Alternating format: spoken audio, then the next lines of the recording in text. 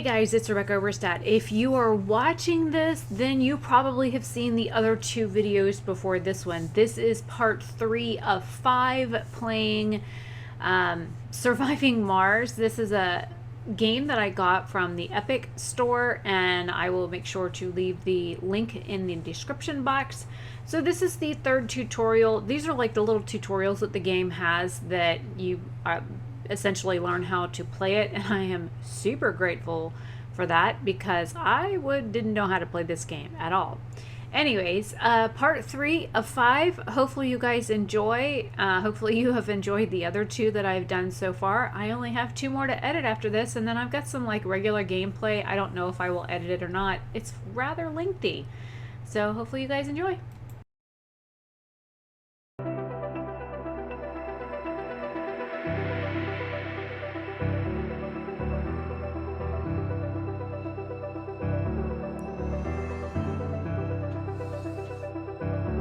First things first, let's remove some unnecessary structures.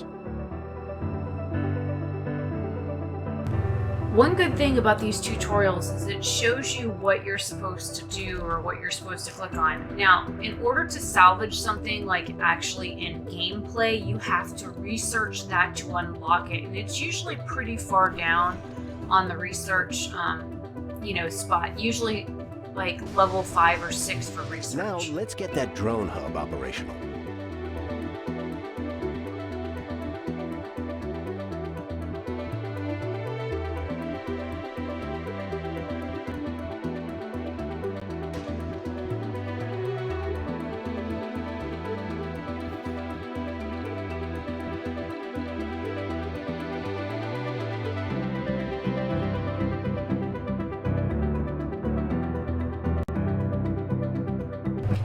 Some things that I did that I was like, oh, well, duh.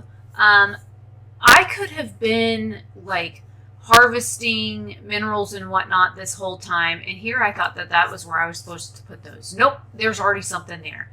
It's where it shows it. That's what that little thing is there. And then it has you delete a few other things, but I could have had my little like truck that's sitting right there near where I just moved the drones. That little guy could have been out farming like metal or whatever, and I didn't realize that until like later on. You'll see me do that, and I was like, ah, crap. So yeah, knowing is half the battle. We have some power, but it's not enough. We should prioritize the drone hub.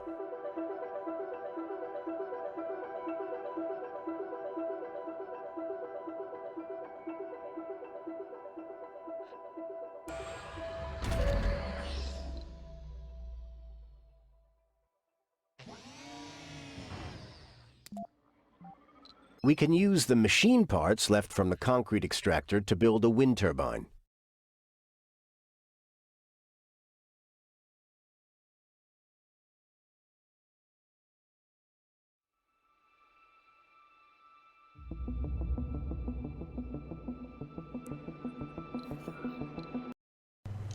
I figured I'd tell you that if you look at the materials needed to build like the solar panel versus the wind tunnel, one takes concrete to build it, the other one takes metal. So again, I should have had my little RC truck running around collecting materials and stuff, but of course I did not. And they both take different things to maintain them. One I think takes metal, the other one I think takes electronics in order to, keep it running. Even with the wind turbine, there won't be enough electricity to power the base, especially during the night.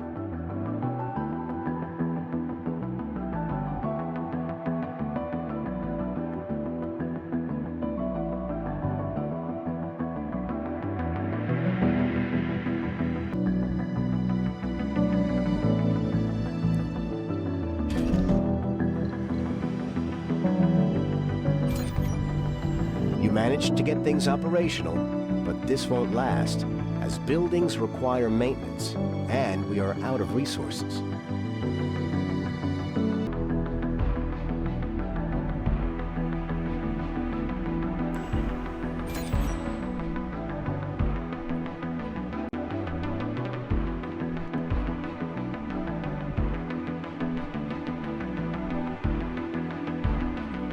We need more metals to secure this base. Use the RC transport to collect some metals and transport them back.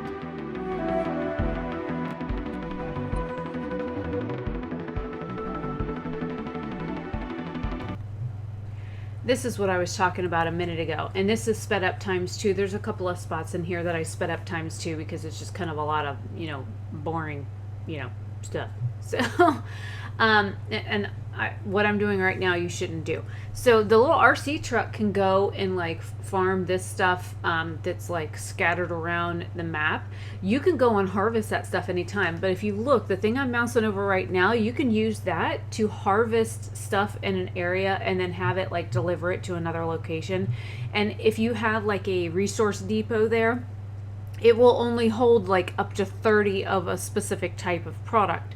So after it reaches that 30 for putting it on the platform, then what it'll do is it'll like start building like sections around it so that your drones can, when they need material, they just go and harvest it out of the stack until it gets down to nothing, or they move it from the stack to the storage depot.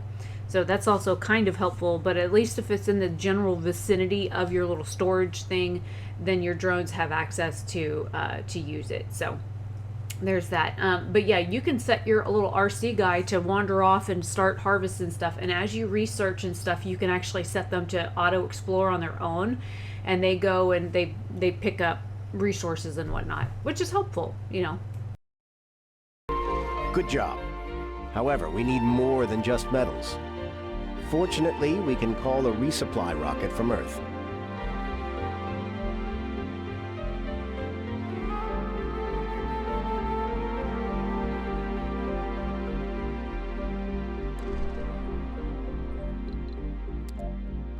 All right, here really quick, I wanted to tell you that underneath where it says passenger rocket, there's usually like a little supply rocket thing there too. You can get a bunch of different things. There's also pre-built buildings that you can select from here, but this is just a starter thing. But and everything costs a lot of money, like hundreds of millions. So keep that in mind when using this feature, like in regular gameplay.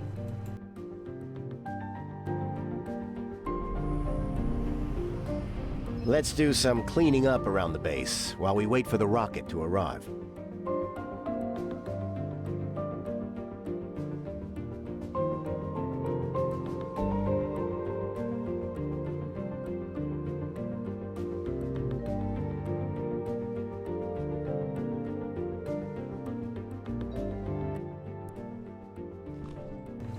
Again, to reiterate something I said earlier, this feature is only available once you research it. It's like on level 5 or level 6 of the research tier, so keep that in mind.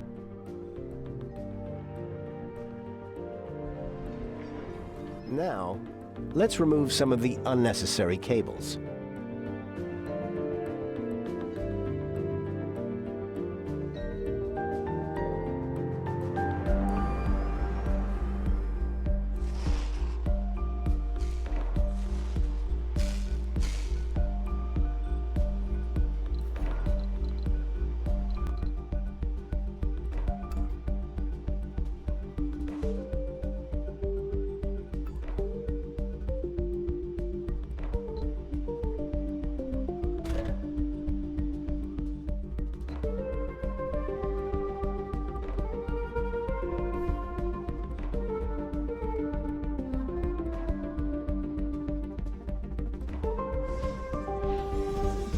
Supplies from Earth have arrived, and we can use them to expand the base.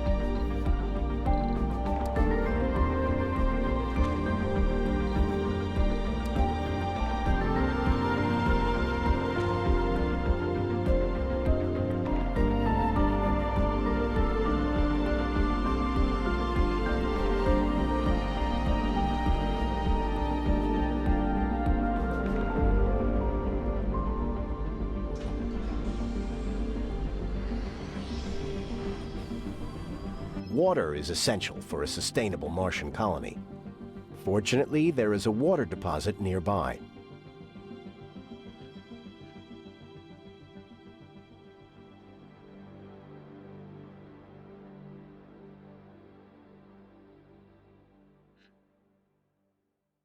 Use the Build menu to construct a water extractor near the water deposit.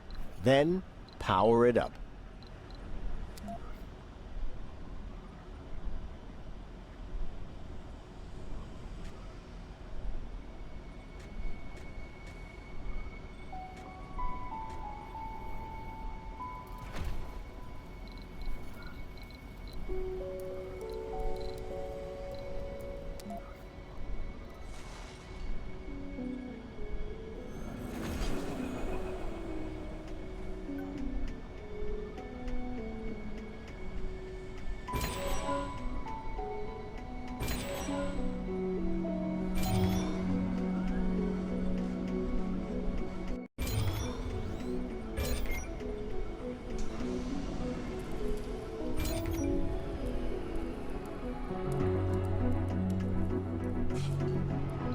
The water extractor is ready, but we don't have a storage for the water it will extract.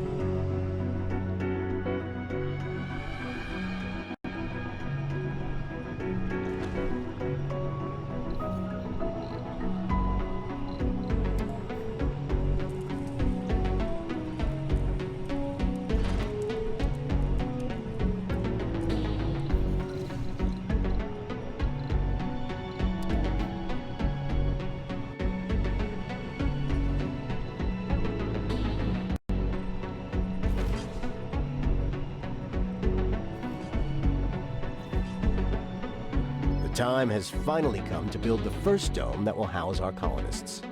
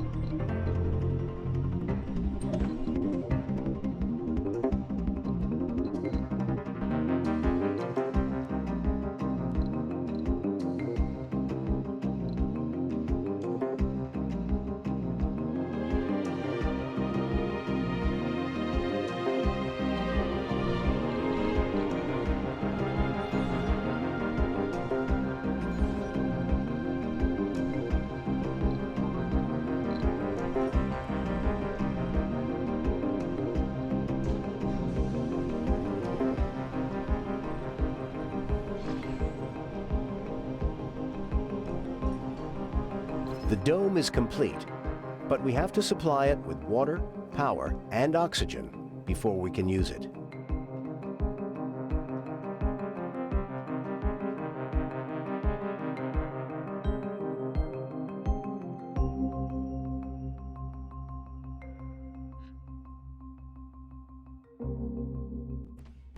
So we are getting towards the end of this scenario where I am learning how to build things. And there are certain buildings that do not need power. So unless it has the little like power symbol over it, don't put power on it. You are just wasting resources. I didn't know that, but like the one oxygen thing that's up there with the I'm working on the Moxie thing right now. But if you look, there's like a little power symbol above it. That one needs power, but like the water storage tank does not need power. The oxygen storage tank does not need power. So there's no point in building supplies for buildings like that that are just going to need maintenance. You have to have maintenance on the power lines and stuff like that that you run. So it makes no sense to me to build more things that is going to need more maintenance. And further on down the line, you're going to run out of supplies and you're going to be like, oh crap. So you can go back and delete that stuff out, but just a heads up, you don't need to build it in the first place, you know, just Something else that I found useful is if you build your buildings that supply your domes and stuff in certain areas, if you look, you've got like piping and stuff that you have to run between. Set them up so that you've got a building that requires piping, and then the next building that requires piping, and then another building that requires piping, like all spaced out, like several spots away. So that way you can run piping between the buildings and whatnot. And if you need to place more than one dome, you have the room to do that.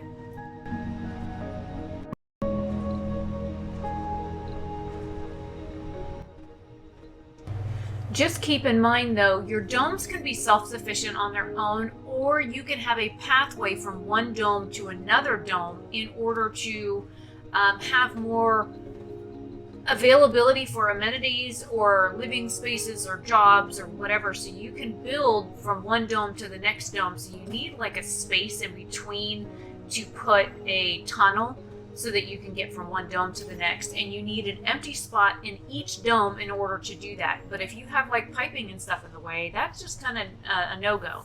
So I would say build your buildings that require tubes and piping and whatnot, and then leave enough space in between, or like build them around where you think you're going to put your domes. You can usually eyeball it and see what's going to fit and what isn't going to fit. That way you are not mismanaging the space that you have. And not everything is going to be flat, so you also have to take that into consideration, because certain spots are not going to be flat. So you can flatten the ground because a dome has to sit on a flat surface, but it takes your little drone guys in order to do that. So also remember to match where the piping goes from one place to the other, because if you look, when you go to put the pipes down, it'll show you where they go. So also keep that in mind as well.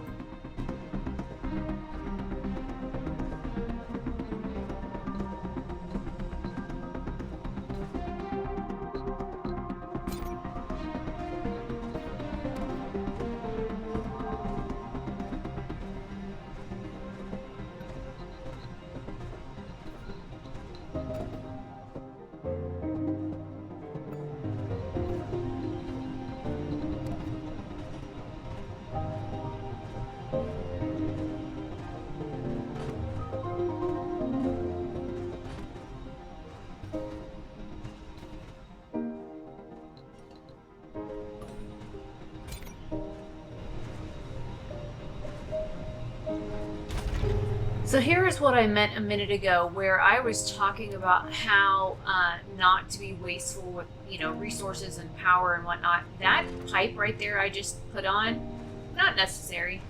I thought the other pipe on the front of it should have covered it, but alas, I added more pipe, which costs even more supplies and not necessary.